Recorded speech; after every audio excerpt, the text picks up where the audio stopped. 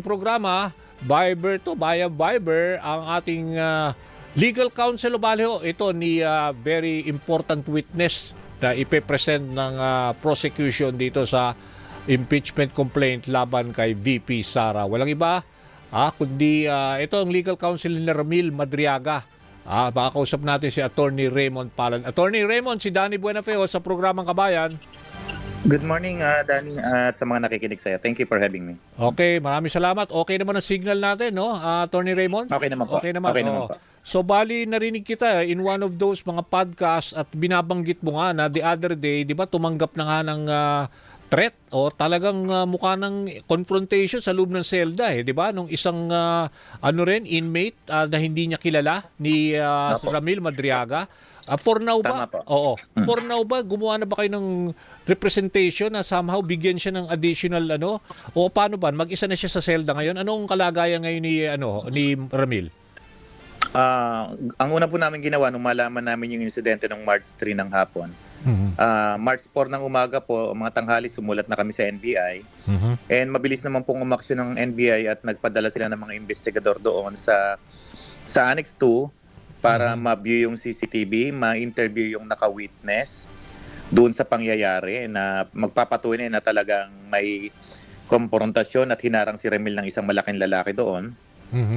Sa ngayon po, ang ginawang ng BJMP po sa pakikipagtulungan ng NBI ay naglagay po ng additional control gates daw po. Okay. Hindi ka basta makakapasok. Dati ko kasi ang sabi ni Ramil, isa lang yung control gate. Ngayon daw, dalawa na. Okay. Hindi ka makakapasok sa selda nila unless you pass through these two control gates. And mahigpit po lalo ngayon ang ginagawang pagbabantay dahil sa malaking issue na to. Okay. So, ibig sabihin, for now ba, attorney, mag-isa lang ho siya sa selda o may kasama rin siya? Kasama niya po yung mga co-accused niya. Pagdating po sa selda, wala hong problema. Kasi yung co-accused niya, yung iba po doon kasama niya sa church. Kampante po siya doon sa selda na yon. Okay. Delta 5 and 6 po yan, kahit nakabukas, sila magkakakilala. Okay. Na ang nangyari yung insidente, paglabas niya doon sa control gate. Okay. Doon po nangyari. Kasi supposed to be, yung paglabas niya ng control gate, alas 5 ng hapon, yun yung oras ng kanyang pwede maglakad-lakad doon. Aprobado po ito ng jail warden. Okay. Yung 5 to 6 pong yun, supposed to be, lahat ng PDL nasa selda nila. Okay. Walang pwedeng nasa labas. Okay. So, paglabas niya, nandoon, ito po yung version niya, no? Basahin ko na lang po, no? Nangyari po ito kahapon March 3 ng mga bandang alas 5 ng hapon kung saan ako ay lalabas sana sa corridor upang maglakad-lakad na siyang aprobado ng aming warden. Okay. Ngunit nang bubuksan ko na po ang second gate sa amin, sa second floor ng aming dormitoryo, biglang binuksan itong ng isang lalaki at ako'y niyang kinilapitan at itinulak ng paulit-ulit sa makipot na daan at gamit ang kanyang mga deliri at tinutusok niya ako ang aking tagiliran na tila naghahamon ng away. Ako po ay sumigaw ng tulong sa mga guard. Ako po ay sumigaw ng tulong sa mga guard at bigla siyang may bubunutin sa kanyang likuran ay itinulakan ko siya ng palayo. Agad namang pong rumisponde ang mga guard kasama si Warden Bayong Ngubong Jr. Ito po yung paunang binigay niya sa aming salaysay. And to validate this, kinausap din po ng ating mga NBI investigator yung isang detainee na naka-witness. Kinonfirm po ito. Nung isang detainee po doon mismo na naka-witness at nakarinig ng sigaw ni Ramil. So, nangyari po itong pagtatagpo na to doon sa Annex 2 sa second floor po. Bali, Attorney Raymond, dun sa kwento kasi, sa salaysay niya, talagang may plano talaga to inflict harm. At sabi mo, mukhang may bubunutin sa likod, pero buti na rin, may konting alam siya, di ba, dun sa kwento mo dati, na at least sa martial arts, medyo, tapos sumigaw na lang siya para to prevent any harm that might be inflicted on him, di ba?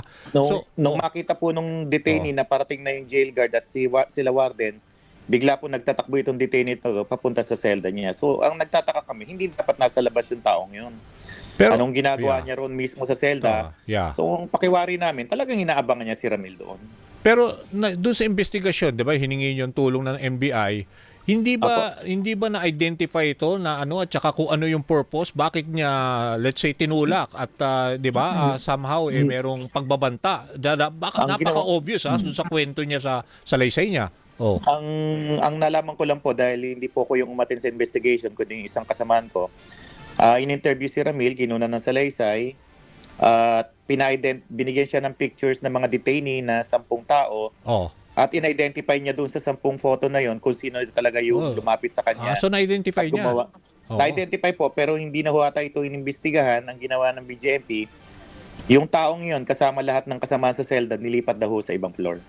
Oo nga, pero ibig sabihin, dapat maimbestigahan din yun. Sino ang, let's say, nag-utos, di ba? That could somehow shed, Siguro di ba? po sa mga susunod na araw po, yun ang papakiusap natin para malinawan po. Oo. Pero sa yung pag-aanalisa, at syempre marami naman nagdududa ngayon, parang this is meant to silence him, di ba? Because nandyan na yung impeachment at very possible na ipatawag talaga si Madriaga, lalo na napagbotohan na, di ba? Yung sufficiency substance dito sa Justice Committee.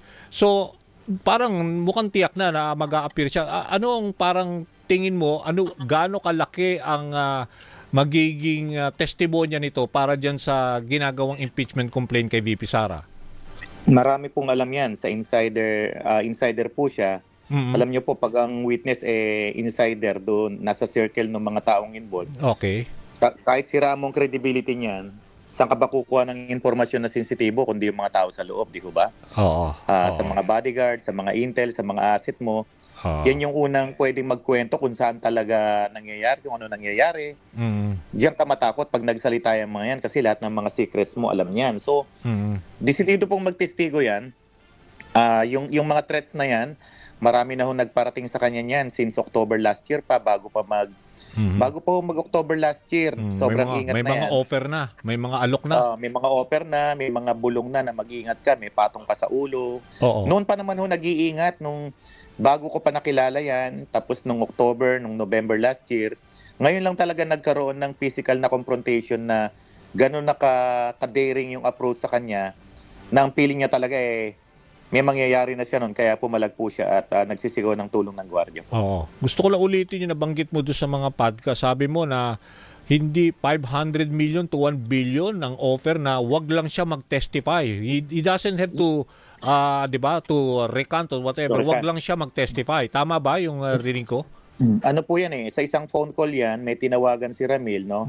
Pwede ka naman po makigamit doon sa may official phone doon sa BJMP, doon kami tumatawag pag gusto namin siyang kausap. Meron siyang tinawagan na brad niya, then sa fraternity po ito sa College of Law, then may binigay na panibagong number at base sa pag-uusap nila sa phone nung bago mag-February 14, 2026, yun ang words na ginamit sa kanya na may pondo rito, 500 million to 1B, name your price. You don't need to recant, basta wag ka lang magtestigo. Sabi niya, hindi daw, itutuloy niya yung laban na to kahit na mahirap ang buhay, walang pera, affected yung schooling ng mga anak niya, tutuloy daw po niya. Wala pong atrasan. Pero attorney, yung mga pamilya niya ba, may natatanggap din mga threats? Ang nare-receive lang po ng mga misis sa mga yung mga pillars, yung mga pasabi ng mga kasamahan nila dati sa ISIP na gusto siyang kausapin. Since last year pa ito, gusto siyang kausapin. May mga nag-a-attempt dumalaw doon sa kanya na miyembro ng ISIP, miyembro ng simbahan. Para maintindihan ng mga tao, yung ISIP, yung Sara for President, di ba? Oo. Yun po yung Inday Sara. Inday Sara is my president, ISIP, na siya ang national convener. Although sa SEC po, iba talaga yung definition ng ISIP, no? Okay. Although pag nag-uusap kami, attorney, ang definition talaga niyan sa amin, Inday Sara is my president. Pinalabas lang nilang initiative for whatever progress na yan. So, may mga pasabi na tutulungan siya sa kasong kidnapping basta wag na lang siyang tumistigo. Pag-usapan na lang yan. Ipauurong yung demanda. Sabi ko, wag kang maniwala dyan kasi may private prosecutor yung kidnapping.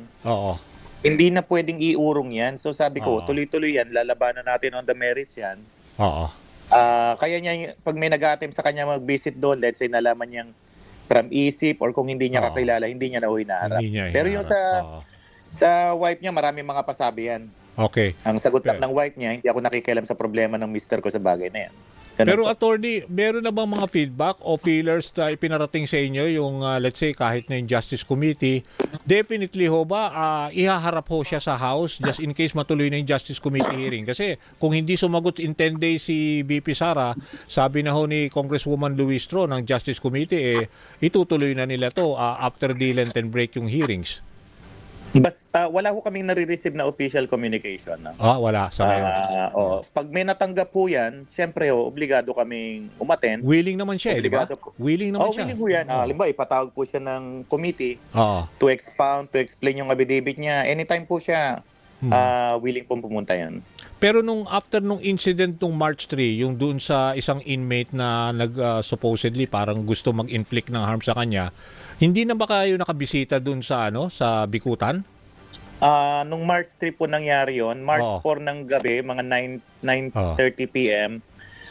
Ako po hindi nakabisita pero nagpadala po ako ng kasamahan ko doon sa law office. Oo. Nagkaroon ng viewing ng CCTV, nagkaroon ng interview sa witness na PDL sa pangyayari. At tumagal po yung interview, investigation from 9:30 p.m. hanggang mga mag-aalauna na ng umaga po natapos yun. Okay. So, nung nabalitaan nyo, di ba, the other day lang, nag-file na ho si VP Sara ng perjury case laban kay Madriaga, no? Parang gusto na i-preempt yung mangyayaring impeachment. So, yung timing lahat nito, ano ho ba ang feeling ninyo?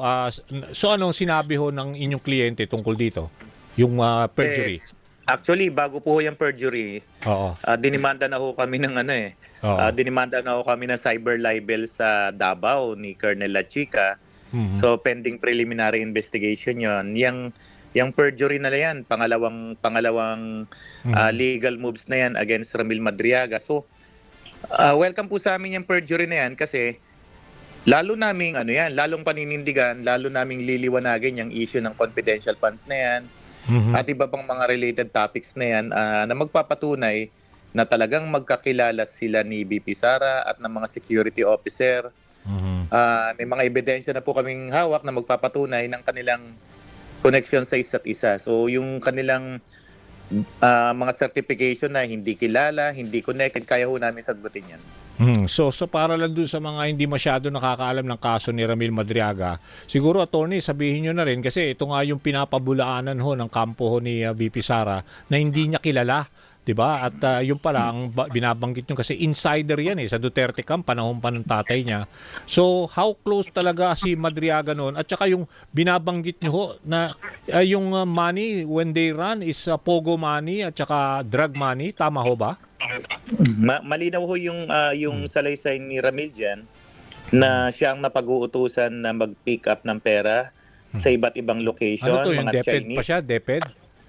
Marami ho yan. Merong pick up sa area ng DepEd, merong pick up sa area ng Seda Hotel, Bertis Mall, yung mga deliveries ng pera sa Laguna, sa Horseshoe, sa Bertis North Condominium, sa Industrial Park sa Laguna, somewhere sa North, yung pick up ng pera sa area ng Pogo Hub, dyan sa area ng Tarlac. Yan ho yung mga participation niya.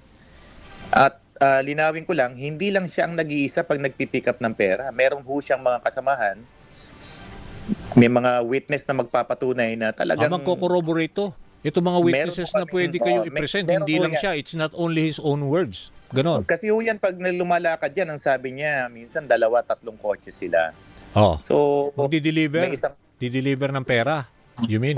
yung pag-pick up, pag-deliver, minsan yung kasama niya nag-aabot mismo, may nabutan pa raw silang isang party list representative ng pera at kitang-kita niya kung sino yung tumanggap ng pera. So may magko-corroborate yan in due time. So willing din humarap ito, yung magko-corroborate sa mga sinasabi niya para at least to make his case mas malakas.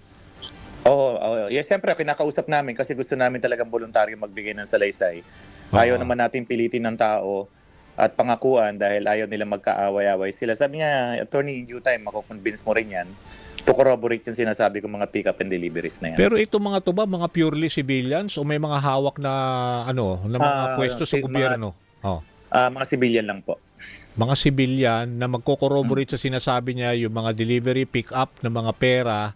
Pati na rin ba dito sa mga yung issue rin kasi sa kanya yung mga safe houses na kinu-question, di ba? Oo.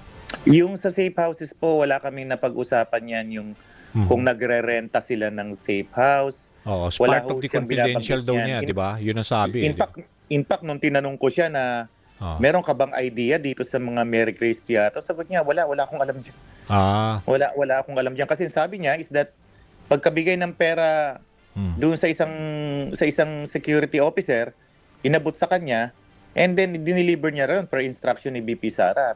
Kaya hindi siya participant doon sa sinasabing mga Mary Grace Piatos. Kung sino yung naglalabas noon, sila yung may burden of proof na talagang sila nagpa-receive ng mga pera na yan doon sa mga recipient na yan, kung totoo man yun. Pero si Ramil po, wala po siyang participation doon sa rental ng safe house, yung actual disbursement ng confidential fund.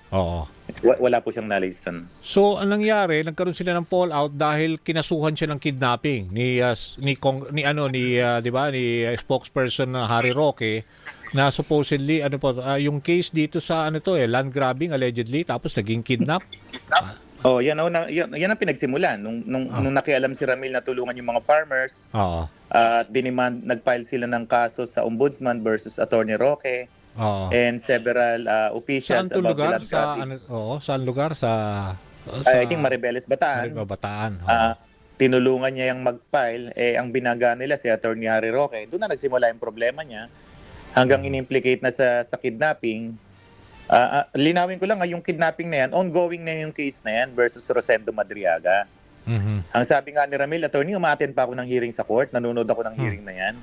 And then later on, nung pumutok na yung issue ng land grabbing activities na isinampa nila sa ombudsman, nag-submit ng supplemental complaint, idinawit na yung name niya.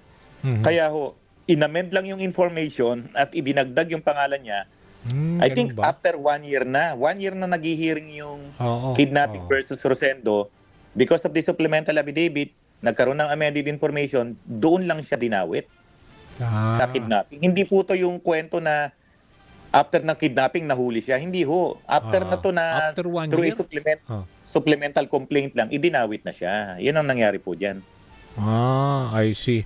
So, kamusta naman ho ang niya? Di ba, binanggit yung kanina, 2 na yung control gate. Somehow, nagdagdag ng additional gate for his protection. Yung bang sinabi mo, basta kasama niya yung co-accused niya, he feels safe siya. Di ba? Mga ilan sila doon? Ganon. Ang alam ko pong kasama niya ron sa selda ngayon, 6 ata silang lahat. Doon sa 2 selda na yun.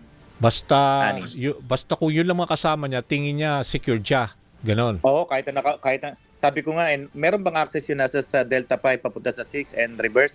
Meron, attorney, pero may control gate kami.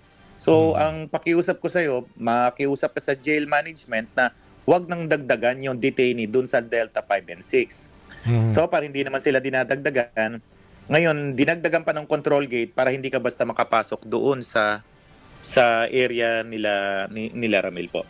Pero lately ba, attorney, meron ba mga pinapaabot pa rin na let's say mga offer pa rin na still pending pa to. Kung gusto nyo, if you want to change your mind, nandiyan pa rin yung aming offer na huwag ka lang mag-testify. Hanggang ngayon ba may mga ganun pa rin na feedback? Ang huling usapan niya tungkol doon sa pera sa isang brad niya happened before February 14, 2026. Then nung nag-usap kami ng February 27, wala na po siyang binabanggit na bago. Okay. Sige, makikibalita kami, attorney. Nako, very important ho itong mga weeks ahead dahil syempre magkakaroon ng hearing sa Justice Committee sa Lower House. Magbalitaan tayo, attorney. Thank you ho. Okay po. Thank you din po. Yan ho si Attorney Raymond Palad. Siya ho ang legal counsel ng witness na si Ramil Madriaga. Magbe-break lang ho kami.